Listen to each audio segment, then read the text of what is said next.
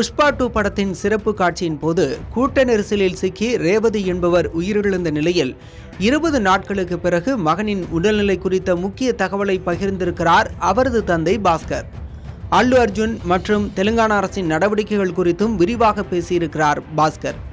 December 4ஆம் தேதி புஷ்பா 2 படத்தின் சிறப்பு காட்சி திரையிட்ட திரையரங்கில் படத்தின் நாயகன் அல்லு கலந்து கொண்ட போது ஏற்பட்ட கூட்ட நெரிசலில் சிக்கி ரேவதி என்பவர் உயிரிழந்த செய்தி பெரும் அதிர்வலைகளை ஏற்படுத்தியது.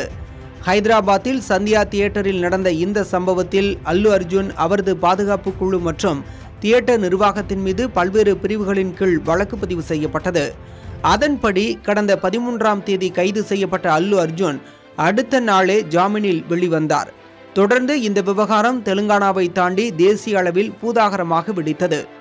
காரணம், கூட்ட நெரிசலில் சிக்கி 39 வயதான ரேவதி உயிரிழந்ததோடு அவரது 8 வயது மகன் ஸ்ரீ தேஜுவும் உயிருக்கு ஆபத்தான முறையில் மருத்துவமனையில் அனுமதிக்கப்பட்டு சிகிச்சை பெற்று வருகிறார். இதில் உயிரிழந்த பெண்ணின் குடும்பத்திற்கு 25 லட்சம் ரூபாய் உதவித்தொகை வழங்கப்படும் என்று அல்லு அர்ஜுன் அறிவித்திருந்தார்.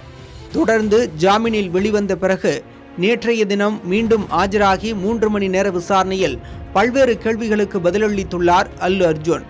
இதற்கிடையேதான் உயிருக்கு ஆபத்தான முறையில் ஹைதராபாத்தில் உள்ள மருத்துவமனையில் சிகிச்சை பெற்று வரும் தனது மகனின் உடல்நிலை குறித்த தகவல்களை பகிர்ந்திருக்கிறார் தந்தை பாஸ்கர். செய்தியாளர்களிடம் பேசிய அவர், ஆக்சிஜன் அண்ட் வெண்டிலேட்டர் மாஸ்க் அகற்றப்பட்டுள்ளதாகவும் 20 நாட்களுக்கு பிறகு ஸ்ரீதேஜ் கண் விழித்துள்ளதாகவும் கூறியுள்ளார்.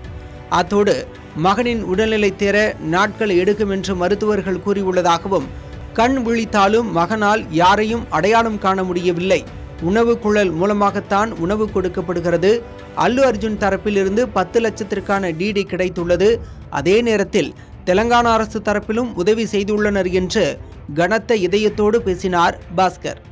இந்த விவகாரத்தில் அல்லு அர்ஜுன் மீது தெலங்கானா அரசு கடுமையான நடவடிக்கையை மேற்கொள்வதாக திரைத்துறை சார்பில் விமர்சனங்கள் எழுந்தாலும், அன்றைய தினம் தியேட்டருக்கு செல்லாமல் இருந்திருந்தால் அவரை பார்க்கக்கூடிய கூட்டத்தில் பரிதாபமாக ஒரு உயிர் பிரிந்திருக்காது.